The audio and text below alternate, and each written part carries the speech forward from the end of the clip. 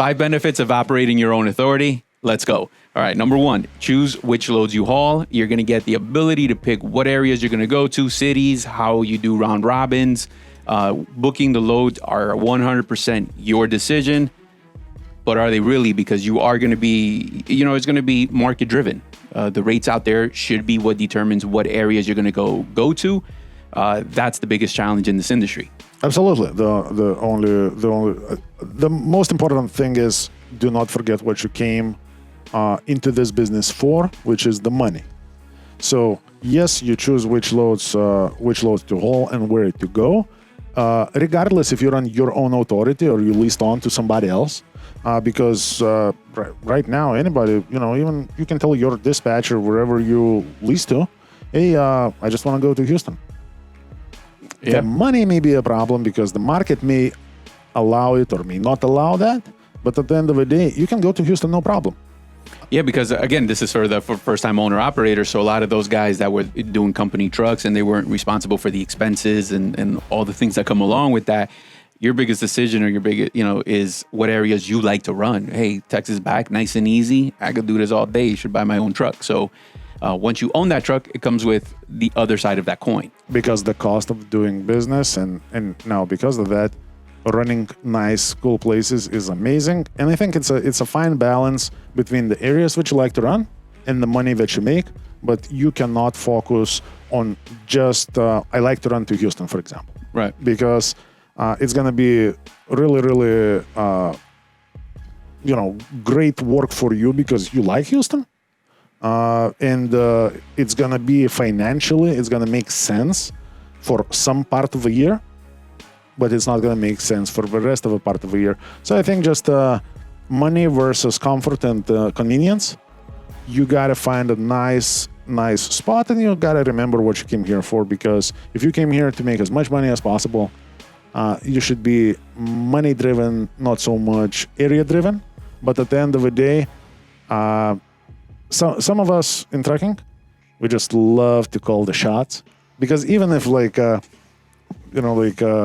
if I feel like I want to go to Houston, I'm going to Houston if it makes sense financially. But then if my dispatcher is telling me that I go to Houston, it's already different, because it's where I'm saying where we're going, or where the dispatcher is saying where we're going. But at the end of the day, dispatcher is just a suggestion, because you're paying him for that. But it's interesting you say, you want to call the shots, because that leads us into number 2, which is controlling your work schedule, right? And so, it's always out there, one of the top reasons, because, if you wanted to take 6 weeks off to travel, you can. You get this ability to control that 100%. However, is it an illusion? Because as a business owner and expenses tied to your business, these topics all tie together, because if you're selective and really, really good at what areas you're going to do, so you're going to the highest paying areas, I think now this becomes more attainable because you're generating a lot more income in order to take some time off. So one is connected to the other. Yes, and also that comes back to the number 1, in my opinion, reason why people come into this business. And at the end of the day, it's all about money. You can stay very, very busy, doing very easy and likable runs, work without any days off, and be totally broke at the end of the year. You can also work a little bit more reasonable schedule, maybe have a little bit reasonable amount of home time and a reasonable amount on the road time. But if you do it effectively, if you chase the money, not the pleasure in driving, you can achieve so much more by hitting your financial goals. And then it's always more fun to travel with your car or via plane and, go see nice places and cool people, over doing traveling in your truck. And then at the end of the day, you're nor making money, nor achieving any sort of traveling dreams. It's crazy because number 3 is control your income. And everything that we've talked about up to right now has everything to do with controlling your income, whether you see it or not. It's not just negotiating that rate at that moment. That's just not enough. Because controlling your income comes with being responsible for the outcome. The outcome of, hey, I'm going to run this area, or I'm going to do OTR and be out 2 weeks, or whatever it is. All those things are directly affecting the income, and I think that's the true control of it. Not just because you're able to get a good connection at C.H. Robinson or something like that, and you think that this guy is going to give you always the top rates every time you call him. That's not enough. And in my opinion, this is something that everyone entering this trucking arena, I think, have to accept that the business is going to be always changing. The areas that you're going to go are always going to change. Again, if you want to make money and be effective, adapting is always going to be on the table. It's never going to be the exactly same all the time. And as a matter of fact, I've seen a lot of people actually fail in a very, very bad way because people forget what we came to the business for. And instead of focusing on financial part and making money and then enjoying that money on their free time with their family, right, we end up creating some sort of a mix of going places that we like and making no money. And I think that's a challenge. But at the end of the day, it's what you do with the time. You can, as I always say, sometimes you have to work a lot more to achieve your basic needs, to make the money that you need to make. Sometimes it is so much easier to make that money. It just depends on the season and areas that you go to. But at the end of the day, you have to make money in this business to stay in business and to achieve anything that you came here for. Right, because now it all comes down to number 4, retaining all your profits. So it sounds sweet, but remember, that comes along with your costs are going to be a lot more expensive when you're an owner-operator. There is the other option of leasing under a carrier and leverage, moving some of those costs to somebody else, but that's for another video.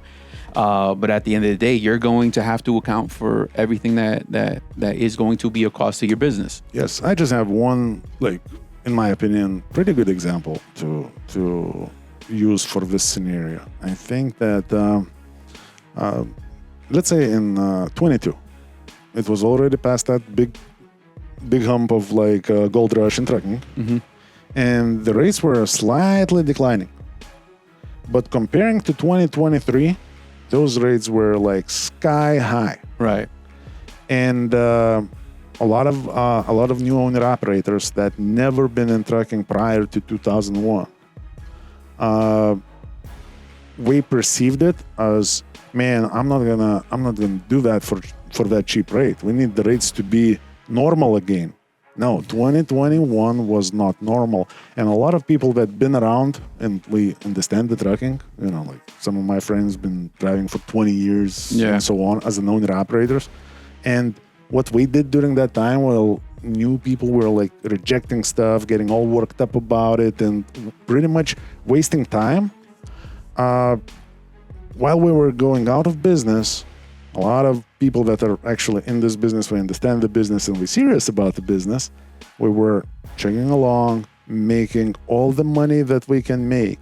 Because when 2023 came around, if that same individual that was spitting on those loads in 2022 because we were way too cheap. Right, yeah. If he would have a time machine and look back and he would get one of those loads offered, by the way, while the fuel price is actually higher, he would have a jackpot day. He would feel, man, I'm winning. But because of lack of knowledge, plus you allow emotions into this, and now it went to total shit for a lot of people.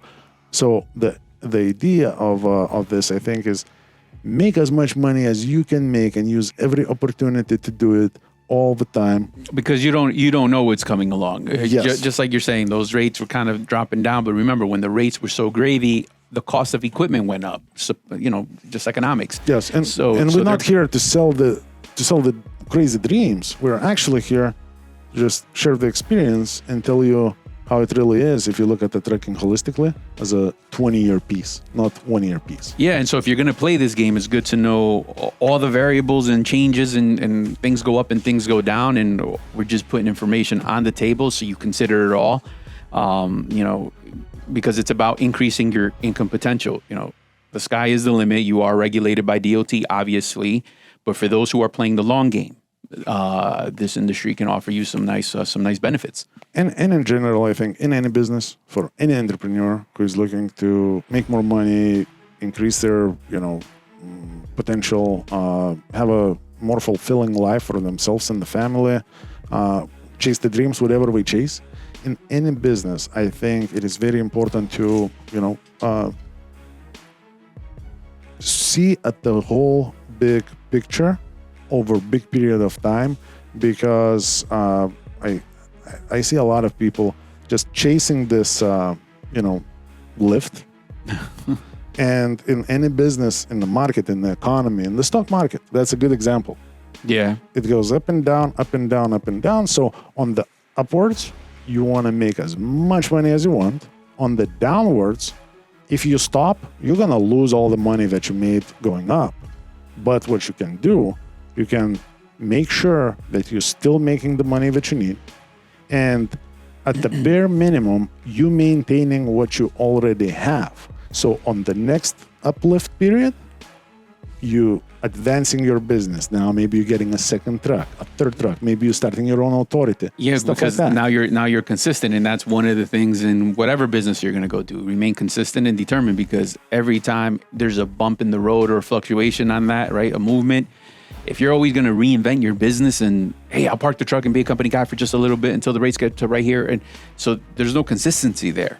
That becomes a challenge. Look at any business that you look at and you're like, man, one day I wish I could build that.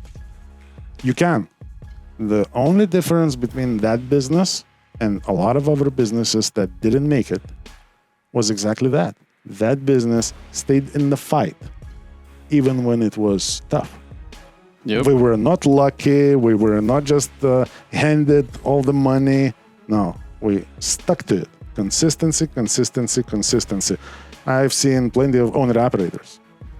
We can go out and make $4,000 take home in 1 week. And then every time we do that, we waste 3 weeks before we do it again. And I think it's so much better for anybody to have 4 $2,500 take-home weeks a month than one $4,500 week a month. Here we go. So those are the top 5 reasons why people consider getting their own authority. Stay tuned for the next video. We're going to talk about the actual challenges of running your own authority. It's pretty sweet. You can do it. Just know what you're getting yourself into. Stick to your dreams, and you can absolutely do it. And it's well worth it if you have what it takes.